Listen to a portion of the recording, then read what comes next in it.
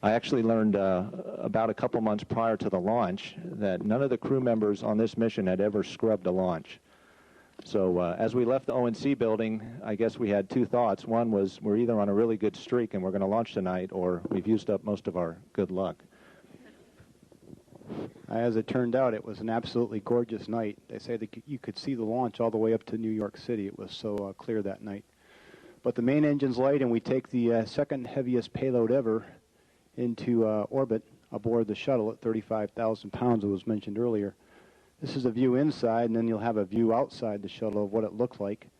And if you look in the foreground, you can see all the fish jumping out of the water. I guess they were happy to see us go as well. Into the roll program, and then about, this is the business end of the jet, actually, and if you look, you can see the body flap moving back and forth a little bit. And 2 minutes into the flight, we get rid of the SRBs. This is what it looked like from the inside. And we're on our way to 17,500 miles per hour as we begin the chase of the station. Once we were on orbit, we had to convert this rocket ship into our home and workplace. And part of that involved preparing our suits for the launch, or for the EVAs.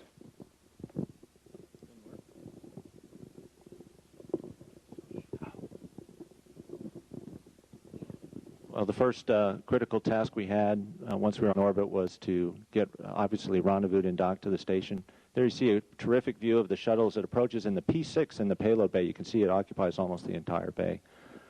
That's our docking port on the station. I was a little bit concerned about the offsets in the CGs and the capture performance once we actually made contact. You can see that, unfortunately, a lot of the good things that happen on orbit tend to happen at night, and that is actually sunset on the station.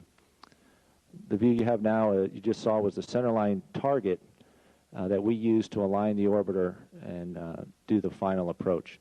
That is the station docking mechanism on the top and the shuttle mechanism below, and you'll see that scene again here in a second. There's the final view of the centerline target as we get very close. And we'll go back to the outside here in a second. And you can see we're closing fairly slowly, only at about 1/10 of a foot per second. I have to admit I was very anxious about this moment. The potential for failure in the mission was great if we did not dock. So we were pretty excited on the flight deck once it happened. It took a couple minutes to get the hooks driven, and then after that, we were all happy to have this part of the mission behind us. Well, there we are on the station. You can see it at the moment. The modules all lined up, the Unity and FGB and Zvezda, and at the very back, the Soyuz vehicle. Very shortly after docking, we had to start the arm up so that we could take the P6 out of the bay, and you can see it being taken out of the bay. And we're going to park it high above the cargo bay so that it's in a friendly thermal position, and it's a fairly big object, so with 45 feet and weighing about 35,000 pounds, we had to do it very carefully. And there it is in the overnight park position. And the following morning, I took it and positioned it about 3 feet above the Z1 structure where you see it in this picture. It's a pretty tight fit getting into the suit. And as a matter of fact, it's a pretty tight fit in the airlock as well. And Brent and Mark did a fantastic job getting us in. It's a real team effort. There's plenty of room outside, though, and here Carlos and I are on our way to work. This is the first flight of the wireless video system, the helmet cam, that gives you this absolutely fantastic view of P6 as Mark brings it down. The motion is slow, but you might be able to see a little bit of it there. We're verifying alignment. Mark drives it down close enough, within a couple inches, for Carlos to drive the capture latch to engage the Rocketdyne truss attachment system, and then we drive 4 bolts to hold P6 and Z1 together. Once P6 was mated onto Z1, Mark relinquished control of the arm to Mike, and the first thing I did was jump on a portable foot restraint and connect connectors between the Z1 and the P6. This would allow power to flow from P6 to the station as well as data and allow us to command it. Meanwhile, Joe was up high removing these launch restraints that protected the blanket boxes during the launch environment, the high Gs and the vibrations. That would allow me to rotate out the beta gimbal, and Joe did another one later. Fortunately, this happened at night, so this is a view out of our night camera, the B camera. It was supposed to swing out on its own on a spring, but things don't always work as expected, and I had to do a lot of pushing, as did Joe on his mast when it swung out. Once it was completely out, I crawled out onto the end of the mast tip fitting and swung out the blanket boxes. Each box weighed about 800 pounds, but it was just fingertip pressure to make it go all the way out. At that point, I'm about 100 feet from the bottom of the payload bay of the orbiter.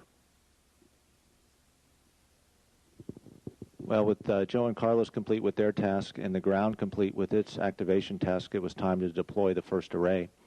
We actually commanded that sequence to start from on board the shuttle on the aft flight deck. And you can see the mast come out of the canister, and it's amazing that over 100 feet of mast is folded up into that canister, the solar array blankets. We had a great view from outside, and the still pictures that we took are absolutely fantastic. Some of the panels stuck together, and they would eventually release themselves, but as they did, you could see the dynamics in the array. They got more and more dynamic to the point where finally, at this release here on the left box in your picture, the subsequent crashing down, if you will, was enough to cause both tension lines on both tension reels, and here it is right there, to come off of the tension reel. You can see the resultant motion in the blanket box, or the blankets. Pretty dynamic. Well, after a hard day of work on top of P6, the translation home and the view was just absolutely fantastic. We followed the handrail highway that they had provided for us all the way down to the orbiter, to the airlock. And it wasn't until we got on the side of the node that we could actually see the orbiter windows. Well, at the end of EVA-1, we had the starboard solar array deployed, not tensioned because of the problem with the tension cable.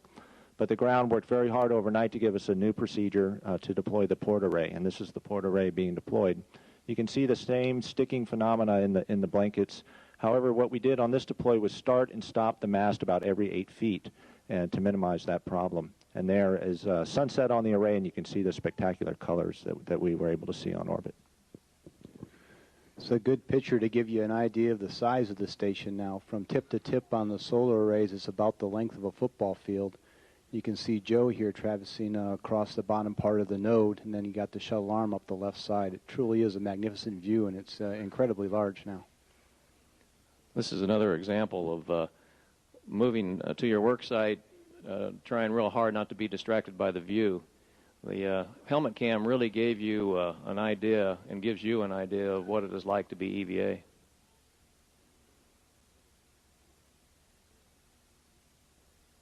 These are the DDCU cold plates that are used to regulate the temperature inside the DDCU, but they also make great mirrors, and you can see Carlos just turned on his helmet light in the reflection, and my reflection is in the lower right corner. We use the pistol grip tool in many of our tasks, and in this case, we're loosening the SASA beta gimbal bolts, and you can also see the Endeavour and Unity and the rest of the station in the background there. The docking adapter you see will have to be moved on the next mission so they can install the lab. In order to do that, we disconnected many umbilical cables between the node and PMA2, as it's called. We also released cinch bolts off 2 of the 3 radiators that were on P6. Here you can see my reflection in a radiator. These bolts had to be removed before the cinch could be deployed. And here you see a deployment of a radiator following EVA-2. The first task we had to do on EVA Day 3 was repair the starboard solar array blanket box tension problem. And the ground team just did a fantastic job of developing a procedure for Carlos and me to follow. And here Carlos is guiding the cable in with the tool while I control the rate of the reel rotation. A lot of people had worried about how hard it would be to do this, so we had a little anxiety as to how it was going to go, but we were very happy to see it work the first time, and there's our enthusiastic response right there. We also had to tear some things apart to be able to get to our work sites. Here we had to remove a panel off the side of the node so that we could install an antenna cable that we would be using with the floating potential probe. So I was hard at work there in this scene. And Carlos was working so hard that I felt it was time to take a little time off, and I'm waving at the crew inside the crew module, and then enjoying the absolutely fantastic view of the Andes Mountains and Argentina as we went over. The final task we had was to install the floating potential probe on the top of P6, complete with a topping out evergreen tree and a short topping out ceremony. This scene is kind of sad for me, and Joe will recognize it. It's the view from the top of P6 looking down at the Earth and Endeavour. This was one of the high points that we get, but it was also towards the end of all the work that we had done outside. By the time we finished the third EVA, we had the arrays deployed, the radiators were out, we could flow electricity and cool the station. Well, it was finally time to go say hello to the station crew. The hatch you see being open there is the hatch between PMA-3 and the node, and that's the shuttle crew actually floating into the station. Shep, Yuri, and Sergei welcomed us aboard very warmly, and Shep, being a Navy captain, observed the Navy custom of ringing the bell as we floated in. After just a quick picture in the node, we actually took the station crew into the shuttle flight deck. We're back in the shuttle flight deck now, so they could get a good look at the P6, their new power module, which they would be managing over the next several months. And that's the view that they saw out the overhead window. Well, after this, all of us were going to head down into the service module so we could all get together and plan the next 24 hours because we had a lot of work to do. And here you see Sergei beckoning us through the FGB, and we're on our way into the service module that you see in the distance. And the FGB is basically a place where they store a lot of things, and now we're coming into the transfer module, and you can see the service module with Yuri and Sergei already there. And this is basically the heart of the station at this point in time, and we're going to take a little trip into what we call the stateroom, or one of the staterooms, which is where the crew basically have their sleeping compartment. And so this is one of them. It's not much bigger than a closet, but very, very comfortable. And very good about it is the fact that they have a window, and you can see some solar rays there, both from P6 and as well as the Russian modules. And of course, we had a meal together before we set out to work, and had some Russian food as well as some orbiter food. All too quickly, it was time for us to leave. We had the hatches open just a little more than 24 hours. We accomplished a great deal, and as we left, Shep again observed the tradition of ringing the bell on the quarterdeck as the crew departed. That's the final hatch closure, and we were getting ready for undocking. Due to the great work of Lonnie Schmidt and his folks, we had enough propellant left where we could actually do the fly around of the International Space Station. And like the docking was at night, the undocking was also at night. And we used a couple of small springs on the docking mechanism to push the two vehicles apart.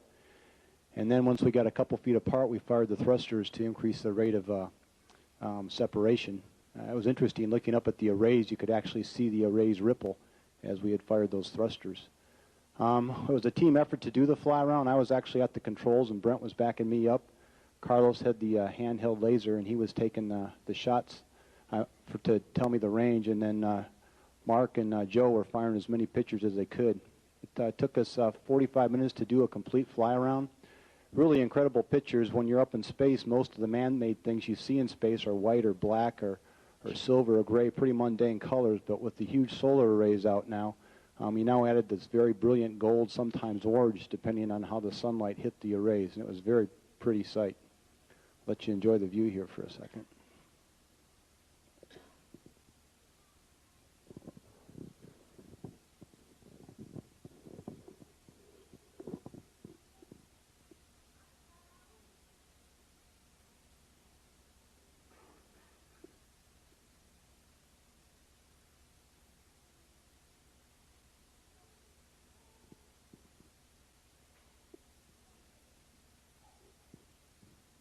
Well, we were getting near the end of our mission, and here's our empty cargo bay. We were sure glad that it was empty. And like every crew, before coming back, we have to shoot a few scenes to show everybody that we really were in weightlessness. And this is a knob that we spun off our exercise bicycle, and behind it you can see a black vent, and the air is actually blowing it away.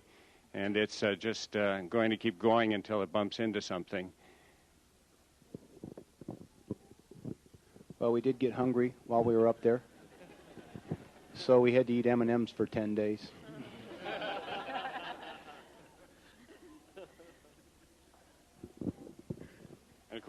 And of course we also had to drink as well, although we usually used a straw.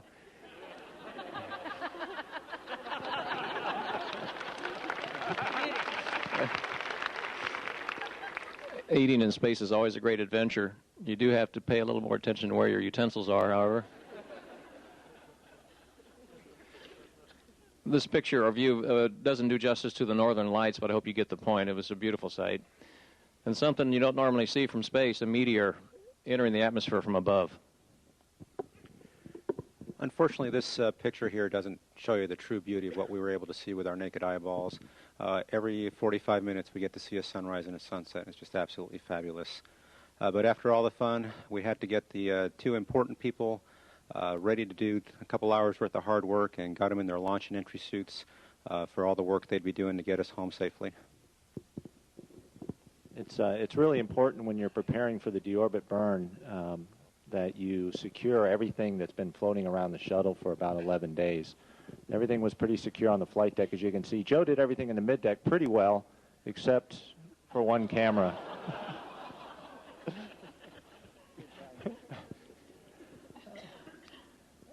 You know, I confessed a little bit earlier to being somewhat nervous or anxious about the rendezvous. I was not nervous or anxious at all about the landing.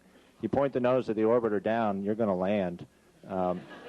And this is the view of the through the pilot's HUD, and you can see we're shooting to land just about at the start of those lights, the centerline lights of the runway. It's pretty amazing. You start this process over Australia, and you're able to touch down within 100 feet or so of your desired point. So that's pretty impressive. It's a great testament to the technology of the shuttle. After we were on the ground, Mike deployed the drag chute to help slow us down. We derotated to get the nose on the ground, and the next big task for me was to stop with the nose tire directly on the centerline lights. It took us about an hour or so to get out of the vehicle. We had some things to do, and that's a pretty interesting shot of the crew working afterwards. And then we had a chance to get out and thank the folks at KSC for giving us a great vehicle.